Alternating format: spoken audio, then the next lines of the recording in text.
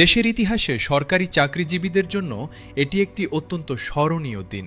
দীর্ঘ প্রতীক্ষার অবসান ঘটিয়ে অসংখ্য জল্পনা কল্পনার পর্দা সরিয়ে এবং লক্ষাধিক মানুষের হৃদয়ের আকাঙ্ক্ষাকে সম্মান জানিয়ে অবশেষে একটি সুনির্দিষ্ট ঘোষণা এলো রাষ্ট্রের সর্বোচ্চ পর্যায় থেকে। প্রধানমন্ত্রী তারেক রহমান আজ একটি জরুরি বৈঠক শেষে নতুন পে স্কেল কার্যকর হলে যারা এরপর অবসরে যাবেন তাদের পেনশনের ভিত্তি হবে নতুন উচ্চতর মূল বেতন। ফলে তাদের মাসিক পেনশনও অনেক বেশি হবে। যারা ইতিমধ্যে অবসরে আছেন তাদের পেনশনেও কিছুটা সমন্বয়ের কথা ভাবা হচ্ছে। বর্তমানে যে অবসরপ্রাপ্ত কর্মকর্তা মাসে 15,000 টাকা পেনশন পাচ্ছেন, নতুন কাঠামো পূর্ণভাবে কার্যকর হলে সেটি 20,000 থেকে 22,000 টাকা বা তারও বেশি হতে পারে।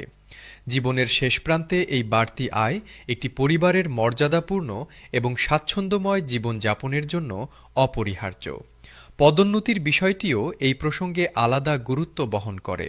নতুন পে স্কেল চালু হলে বিভিন্ন গ্রেডের মধ্যে আর্থিক পার্থক্য আরও স্পষ্ট হবে এবং পদোন্নতির সাথে সংযুক্ত আর্থিক সুবিধা আরও আকর্ষণীয় হয়ে উঠবে। এতে করে কর্মচারীদের মধ্যে নিজেকে আরও যোগ্য করে তোলার আগ্রহ বাড়বে। তারা দক্ষতা বৃদ্ধিতে মনোযোগ দেবেন, প্রশিক্ষণে অংশগ্রহণ করবেন এবং কাজের প্রতি আরও দায়িত্বশীল হবেন। দীর্ঘদিন ধরে একই পদে থেকে হতাশায় নিমজ্জিত যে কর্মচারী হয়তো কাজের প্রতি আগ্রহ হারিয়ে ফেলেছিলেন, পদোন্নতির সাথে আকর্ষণীয় আর্থিক সুবিধার নিশ্চয়তা তার মধ্যে নতুন উদ্যম তৈরি করবে। এটি শুধু ব্যক্তির জন্য নয়, সরকারি সেবার সামগ্রিক মানোন্নয়নের জন্যও একটি ইতিবাচক পরিবর্তন। এবার দ্বিতীয় ধাপ বাস্তবায়নের সময়সীমা নিয়ে একটু আলোচনা করা যাক। এই মুহূর্তে গেজেট প্রকাশের আগে সুনির্দিষ্ট তারিখ বলা সম্ভব নয়। তবে সাধারণত এ ধরনের দুই ধাপের বাস্তবায়নে প্রথম ধাপ দ্রুত কার্যকর করা হয় এবং দ্বিতীয় ধাপের জন্য একটি নির্দিষ্ট সময়সীমা নির্ধারণ করা হয়। সরকার সেই সময়ের মধ্যে বাজেটে প্রয়োজনীয় বরাদ্দ রাখে এবং রাজস্ব আহরণে প্রয়োজনীয় প্রস্তুতি নেয়। বিশ্লেষকরা মনে করছেন, দেশের অর্থনীতি যদি আগামী 1 থেকে 2 বছরে ইতিবাচক ধারায় এগিয়ে যায় এবং রাজস্ব লক্ষ্যমাত্রা পূরণ হয়, তাহলে দ্বিতীয় ধাপ বাস্তবায়নে বেশি সময় লাগার কথা নয়। কর্মচারীরা আশা করছেন সরকার যত দ্রুত সম্ভব দ্বিতীয় ধাপের একটি সুনির্দিষ্ট ঘোষণা দেবে, যাতে তারা তাদের ভবিষ্যৎ পরিকল্পনা সেই অনুযায়ী সাজাতে পারেন। নবম পে স্কেলের প্রভাব কেবল সরকারি দপ্তরের 4 দেয়ালের মধ্যে সীমাবদ্ধ থাকবে না, এটি দেশের সামগ্রিক অর্থনীতিতে একটি শক্তিশালী ইতিবাচক প্রভাব ফেলবে। লাখো কর্মচারীর হাতে বাড়তি অর্থ আসলে সেই অর্থ সরাসরি বাজারে প্রবেশ করবে। বাড়ি ভাড়া পরিশোধে, দৈনন্দিন খাদ্য কেনায়, পোশাক ও গৃহস্থালী সামগ্রী কেনায়, সন্তানের শিক্ষায়, পরিবারের চিকিৎসায় প্রতিটি খাতেই এই বাড়তি অর্থের প্রভাব অনুভূত হবে।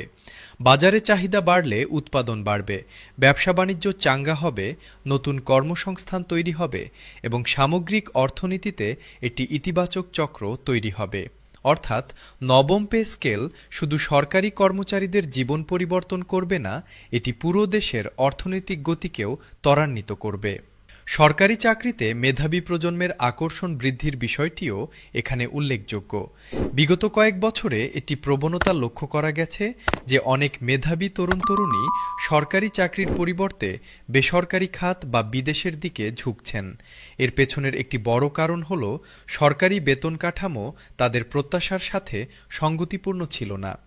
নতুন পে স্কেলে যদি বেতন এবং সামগ্রিক সুবিধার সমন্বয়ে একটি যথেষ্ট আকর্ষণীয় প্যাকেজ তৈরি হয়, তাহলে এই প্রবণতায় পরিবর্তন আসবে। মেধাবী মানুষেরা সরকারি সেবায় যোগ দিলে শিক্ষা, স্বাস্থ্য, কৃষি এবং প্রশাসন সহ প্রতিটি গুরুত্বপূর্ণ খাতে সেবার মান উন্নত হবে এবং সরকারি প্রতিষ্ঠানগুলো দেশের উন্নয়নে আরও কার্যকর ভূমিকা রাখতে সক্ষম হবে। এই পুরো বিষয়টির সবচেয়ে গভীর এবং দীর্ঘমেয়াদী তাৎপর্য হল এই যে নবম পে স্কেল একটি সম্পূর্ণ নতুন ভিত্তি নির্মাণ করবে। আগামী 5 থেকে 10 বছরের জন্য সরকারি বেতন কাঠামোর মূল ভিত্তি হবে এই নবম পে স্কেল। ভবিষ্যতের প্রতিটি ইনক্রিমেন্ট, প্রতিটি পদোন্নতির সাথে সংযুক্ত আর্থিক সুবিধা এবং প্রতিটি অবসর পরবর্তী সুবিধা সবকিছুই হিসাব করা হবে এই নতুন কাঠামোর ভিত্তিতে। এটি কেবল আজকের কর্মচারীদের জন্য নয়, ভবিষ্যতে যারা সরকারি সেবায় যোগ দেবেন তাদের জন্য একটি ন্যায্য এবং শক্তিশালী আর্থিক কাঠামো গড়ে তুলবে।